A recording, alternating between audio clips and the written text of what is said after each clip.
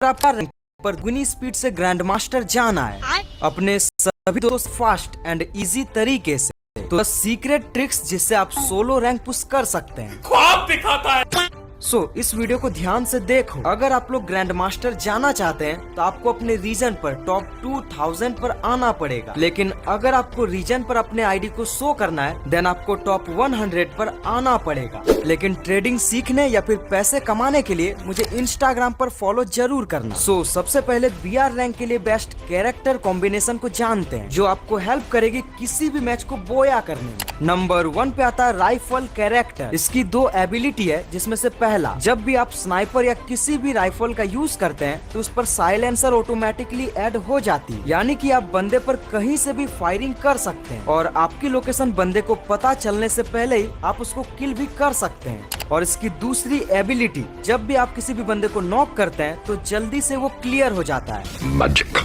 Number 2 पे आता है मारो कैरेक्टर। इसका यूज करने पर आप लॉन्ग रेंज पर एनिमी को ज्यादा डैमेज भी दे सकेंगे। नंबर 3 पर एक ऐसा कैरेक्टर आता है जिसका यूज करने पर आपकी HP 200 नहीं बल्कि 250 होगी, और अगर आप इसके साथ वेस्ट HP बूस्टर या फिर वेस्ट थिकनर का यूज करते हैं तो आपकी HP 280 हो जाएगी। नंबर 4 पर आपको K कैरेक्टर का यूज करना है एंड इसकी एबिलिटी तो आपको पता है, लेकिन इसके बदले आप नायरी कैरेक्टर का भी यूज कर सकते हैं, क्योंकि नायरी कैरेक्टर का यूज करने पर कोई भी एनिमी आपके वॉल को जल्दी से फोड़ नहीं सकता, और जब भी आपके वॉल पर डैमेज पड़ेगी तो साथ ही साथ आपको HP भी मिलेगी। इस पर हेल्थ भी काफी ज्यादा स्पीड से मिलती है।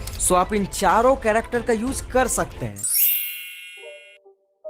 तो अगर बात करें लॉन्ग रेंज के लिए बेस्ट गन्स की, जिन गन्स का डैमेज भी ज्यादा हो एंड इससे आप लोग किसी भी एनिमी को आसानी से किल भी कर सकते हैं, तो चाहो तो M60 गन, ग्रोजा एंड या फिर AK-47 का भी यूज कर सकते हो, या चाहो तो आप लोग हाई डैमेज वाले गन्स जैसे कि वुडपैकर, SVD या फिर स्नाइपर जैसे गन्स का भी यूज कर सकते हैं। वहीं अगर बात करें शॉर्ट रेंज के लिए बेस्ट गन्स, तो आप चाहो तो ट्रॉगन शॉटगन या फिर किसी भी शॉटगन का यूज कर सकते हैं, चाहे वो M1014 हो या फिर M1887। लेकिन अगर आप लोग शॉर्ट रेंज पर SMG गन्स का यूज करते हैं तो फिर UMP MP5 को 3rd लेवल का अपग्रेड करके या फिर बाइजन जैसे गन्स का भी यूज कर सकते हैं। बाकी आप लोग कमेंट में बताना कि आप लोग short range and long range पर कौन कौन सी गन्स का यूज करते हैं।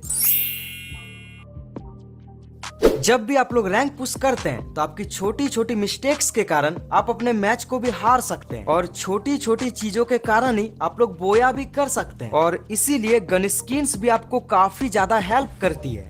देखो, गन स्किन्स की एबिलिटी अलग अलग होती है, किसी में रेंज प्लस होती है, किसी पर रेट ऑफ फायर एंड किसी में डैमेज प्लस होती है। तो आखिर BR रैंक पर हमें किस तरह के गन स्किन्स का यूज करना चाहिए? Good question.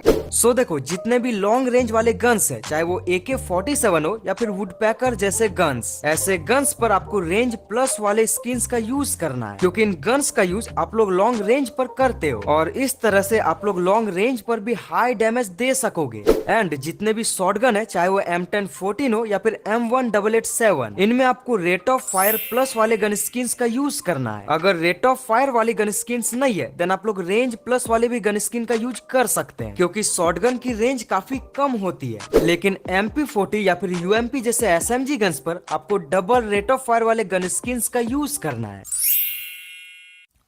अब रैंक पुशिंग की स्ट्रेटेजी को ध्यान से सुनना। आपको लैंडिंग करने के वैसे प्लेस को चूज करना है जहां एनिमी कम एंड लूट ज्यादा मिले। कुछ जगह मैंने मार्क कर दिया है, आप इनमें से कहीं पर भी उतर सकते हैं। यहाँ पर लूट ज्यादा होती है एंड एनिमी कम उतरते हैं, लेकिन इस बात का ध्यान रखना कि हर मैच पर आपको सेम प्लेस पर ही उतरना है, ताकि उस प्लेस की आपको चप्पे चप्पे की खबर हो जाए। आपको लैंड करते ही सबसे पहले आपको लूट करना है, और जब तक ये हार्ट रेड ना हो जाए तब तक आपको बंदे पर का पूरा रश करना है। आप कुछ भी करो, बस किल्स ज्यादा करने की कोशिश करना। क्योंकि हार्ट के रेड होने से पहले अगर आप लोग आउट भी हो जाते हैं तो आप अपने आप ही रिवाइव हो जाएंगे, एंड हार्ट के रेड होने के बाद आपको सरवाइव करना है। बंदे से फाइट लेने से बचना है एंड तब तक फाइट को इग्नोर करना है जब तक जोन छोटा ना हो जाए और आप टॉप 5 के अंदर जब तक ना आ जाओ। आपको सरवाइव कैसे करना है वो ध्यान से समझना। सिंपली जो भी हिडन प्लेसेस है उसका यूज करना है, यानी वैसे हिडन जगहों पर छिपकर या फिर वैसे जगहों पर चढ़कर आपको सोलो कैंपिंग करना है। और सामने से जाने वाले बंदों को भी किल भी कर सकते हैं, क्योंकि अगर आपने राइफल कैरेक्टर का यूज किया हो तो बंदे को आपकी लोकेशन पता ही नहीं चलेगी। देखो, अगर आप रैंक मैचेस पर इजी या फिर नूब प्लेयर्स को लाना चाहते हो तो आपको किस टाइम पर खेलना चाहिए, यानी कि सुबह को, शाम को, दोपहर को या फिर रात के समय। ऐसे ये एक्यूरेट तो नहीं है, पर आप लोग ट्राई करके देख सकते हैं। आपको सिंपली सुबह को 2-3 मैच, दोपहर को, शाम को एंड रात को भी 2 से 3 मैचेस को खेलना है। आपको 4 से 5 दिन तक इसको ट्राई करना है। आप खुद ही समझ जाएंगे कि किस टाइम पर इजी प्लेयर्स आपके मैच पर आते हैं। तो अब जानते हैं रैंक स्कोर को एक्स्ट्रा प्लस करने की निंजा टेक्निक। हमारे रैंक मैचेस के बाद जो भी रैंक स्कोर प्लस होता है वो अलग अलग कारणों से होता है, यानी कि आपके किल्स, आपके सर्वाइव टाइम, आपके डिस्टेंस और आपके मैच को देखकर ही आपके रैंक स्कोर को भी प्लस किया जाता है। सिंपली आपको ज्यादा से ज्यादा किल्स करना है, ज्यादा डिस्टेंस कवर करना है और मैप पर मिलने वाले सारे चीजों का यूज भी करना है। लेकिन सबसे स्पेशल कि आपको ट्राई करना है बोया करने, क्योंकि बोया करने पर ज्यादा रैंक स्कोर प्लस होती है।